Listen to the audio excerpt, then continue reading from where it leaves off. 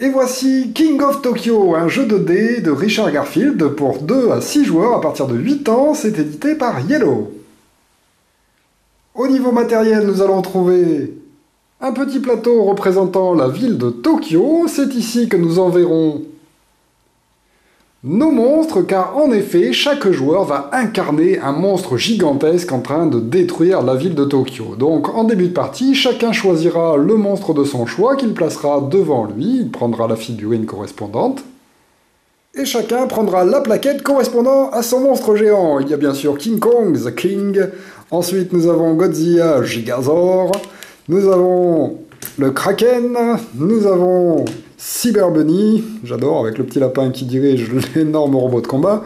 Nous avons Mecha Dragon, nous avons Alienoid et Barbara Streisand. Ah non, ils l'ont oublié.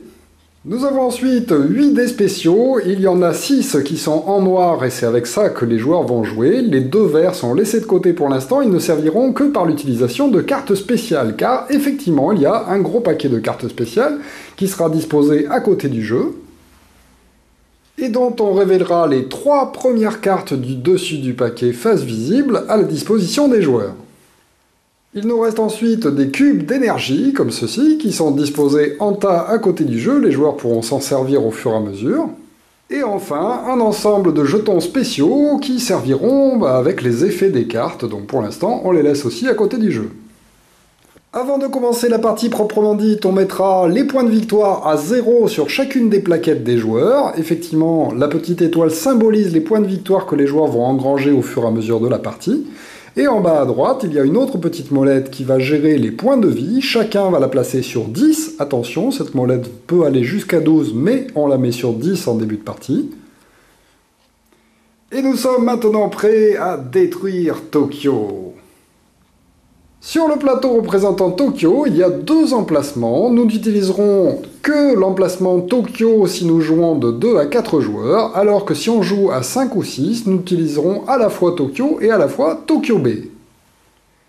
Dans ce jeu, vous l'aurez compris, chaque joueur va tenter de devenir le King of Tokyo, c'est-à-dire le plus gros, le plus fort de tous les monstres qui vont détruire la ville.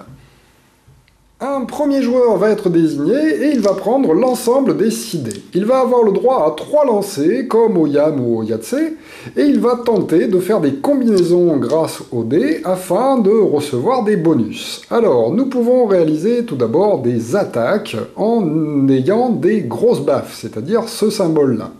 Nous pouvons aussi récupérer des points de vie si on en a perdu. Attention, les joueurs ont 10 points de vie en début de partie et ne pourront pas dépasser ce maximum, à moins qu'ils aient des cartes spéciales qui les autorisent à dépasser. Ensuite, nous avons des chiffres, 1, 2 et 3, qui permettront d'obtenir des points de victoire, nous verrons comment. Et enfin, nous avons des éclairs qui nous permettront de recevoir tout simplement des petits cubes d'énergie que l'on placera devant sa tuile de monstre et qui nous permettront d'acheter les cartes spéciales à disposition. Notre premier joueur lance donc les dés, pour l'instant il n'y a personne à Tokyo, et il a droit à 3 lancers. Alors à chaque fois qu'on va réussir comme ceci à faire un brelan chiffré, donc par exemple un brelan de 3, eh bien ça va nous faire gagner tout simplement 3 points de victoire que l'on pourra noter en faisant progresser en fait la petite rondelle ici. Donc un brelan de 3, 3 points de victoire, un brelan de 1, 1 point de victoire, un brelan de 2, 2 points de victoire. Attention, ce n'est pas cumulable, on ne fait pas 3 plus 3 plus 3, ça fera seulement 3 points de victoire. Et si jamais j'obtiens le même chiffre en plus du brelan, donc par exemple si j'avais fait 4 fois le chiffre 3, eh bien je marquerai seulement 3 points de victoire, plus 1 pour le dé supplémentaire. Donc là, par exemple, 4 points de victoire. En ayant obtenu ceci, notre joueur pourrait par exemple décider de garder ces 3-3 pour pouvoir recevoir des points de victoire et décider de relancer les autres dés. Il a droit à 3 lancers, comme au Yam. Donc là par exemple, j'ai fait un 3 de plus, je peux peut-être le garder pour obtenir 4 points de victoire, le 2 ne sert à rien parce qu'il est tout seul, et j'ai un éclair qui me permettra de recevoir un cube. Je peux donc décider par exemple de garder l'éclair et de relancer une dernière fois le dernier dé qui me fait gagner un cœur, mais comme c'est le début de la partie et que j'ai déjà mes 10 points de victoire, eh bien ce cœur ne servira à rien.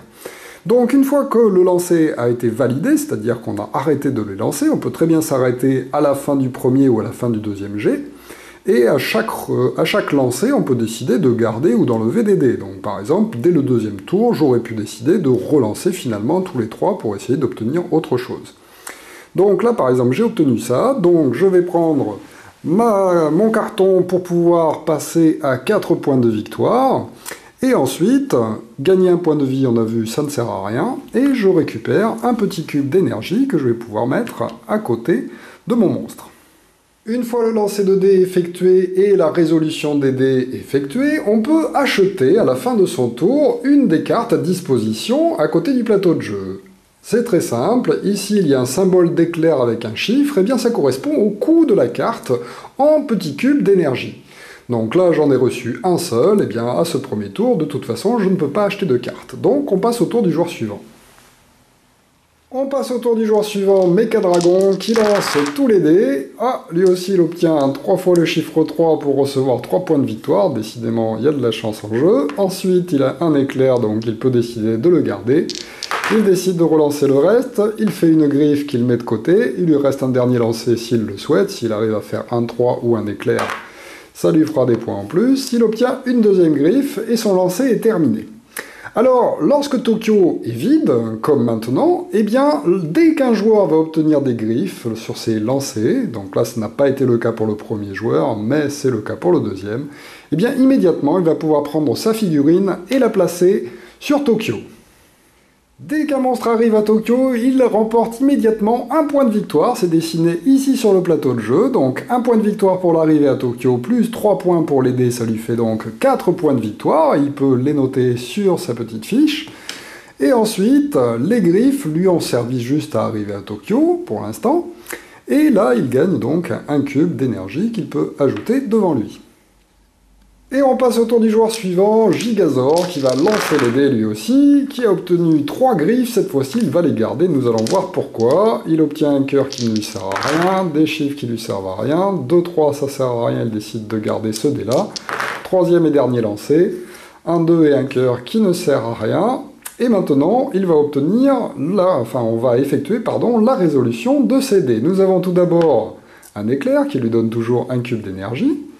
Hop, ensuite nous avons 3 griffes. Alors à quoi vont servir les griffes? À partir du moment où un joueur se trouve à Tokyo, toutes les griffes obtenues par les autres joueurs qui ne sont pas à Tokyo vont infliger des points de dégâts aux monstres se trouvant à Tokyo. Donc là, Mecha-Dragon va immédiatement perdre 3 points de vie, et donc faire baisser sa réglette jusqu'à arriver à 7. Et ensuite, Mecha-Dragon va avoir un choix à effectuer. Soit il décide de rester en place, alors attention, puisque tous les autres joueurs vont pouvoir à leur tour attaquer, soit il décide de s'enfuir pour éviter de prendre des points de dégâts supplémentaires, et à ce moment-là, de retirer sa figurine de Tokyo. S'il décide de faire ceci, eh bien Gigazor va immédiatement prendre sa place. Un joueur qui a fait une attaque avec des griffes et infligé des points de dégâts à un joueur se trouvant sur Tokyo est obligé de prendre la place de celui-ci si jamais il décide de s'enfuir. Si le monstre qui a subi l'attaque décide de ne pas fuir, eh bien le joueur a 2 possibilités qui dépendent du nombre de joueurs en fait. Si jamais on joue à 5 ou à 6, il y a un autre emplacement dans Tokyo qui va être donc occupé par ce deuxième monstre. En revanche, si on joue à moins de 5 joueurs, eh bien le monstre reste tout simplement à l'extérieur du jeu et laisse en place son prédécesseur. Évidemment, je vous rappelle qu'un joueur qui en chasse un autre pour prendre sa place à Tokyo, ou bien qui arrive à Tokyo sur un emplacement vide, gagne immédiatement un point de victoire supplémentaire. Alors vous allez peut-être me dire, mais à quoi ça sert de rester à Tokyo? Parce que tout le monde nous attaque, c'est quand même pas terrible. Eh bien, si on arrive à rester un tour entier à Tokyo, et qu'un joueur commence son tour en étant déjà à Tokyo, il va marquer 2 points de victoire au lieu d'un. Pour commencer. Et deuxième chose, chaque griffe qu'il obtiendra va faire perdre un point de vie à tous les autres monstres qui ne se trouvent pas dans Tokyo. Donc voilà pourquoi être sur Tokyo est vraiment intéressant pour les monstres, mais bien sûr risqué puisque tout le monde peut nous attaquer. En revanche, pour les cœurs que l'on obtient lorsqu'on est à Tokyo, eh bien, on ne gagne pas de points de vie. La seule façon de récupérer des points de vie, c'est de ne pas être à Tokyo.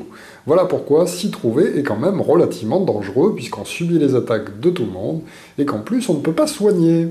Attention, lorsqu'on joue à 5 ou 6 joueurs, il y a donc 2 emplacements sur Tokyo, donc le deuxième joueur attaquera le premier et ensuite prendra la place à Tokyo.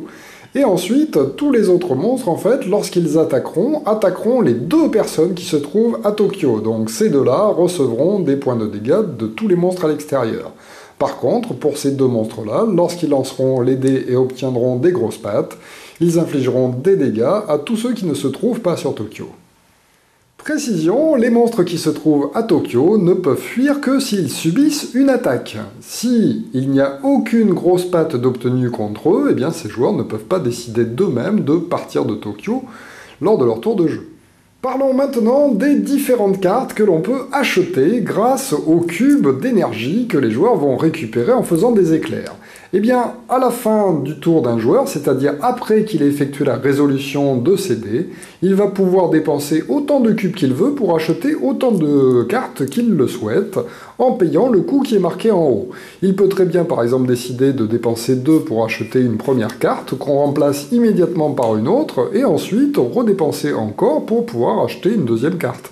Donc par exemple, si cette carte qui vient d'être mise l'intéresse, il peut très bien l'acheter s'il a suffisamment de cubes à disposition. Les cartes que l'on achète sont de 2 types seulement. Nous avons un type pouvoir. Une carte pouvoir est achetée, placée face visible à côté du monstre qui l'a acheté, et il bénéficie de ce pouvoir tant que cette carte reste à ses côtés. En revanche, pour les cartes actions, après avoir payé le coût, on effectue immédiatement l'action qui se trouve sur la carte, et enfin, celle-ci est défaussée. Le jeu va donc se poursuivre à tour de rôle, ainsi de suite, jusqu'à ce qu'on arrive sur une des 2 conditions de victoire, soit tous les monstres ont été éliminés sauf un, effectivement lorsqu'un monstre arrive à 0 point de vie, à ce moment-là on retire sa figurine du jeu et ce joueur est éliminé, soit lorsque un joueur est arrivé à obtenir 20 points de victoire sur son petit carton. Les 2 dés verts spéciaux ainsi que les petits jetons ne sont utilisés que par certaines cartes spéciales qui vous indiqueront sur leur texte quand on doit les utiliser. Alors je ne vais pas vous faire la description de toutes les cartes spéciales que l'on trouve dans le jeu, les pouvoirs sont assez simples à comprendre, hein. À chaque fois qu'il y a un symbole éclair, cela correspond à un petit cube d'énergie, à chaque fois qu'il y a un symbole cœur, cela correspond à le gain ou la perte d'un point de vie, et voilà, donc il y a plein de pouvoirs spéciaux avec des cartes superbement illustrées qui vous mettent bien dans l'ambiance. Voilà, il y a un petit peu de tout, dévoreur des morts, rayon réfrigérant, cerveau démesuré, donc la plupart en fait sont des pouvoirs que vos monstres peuvent acquérir au fur et à mesure du jeu. Voilà, merci de m'avoir suivi et à très bientôt pour une nouvelle règle de jeu. Au revoir.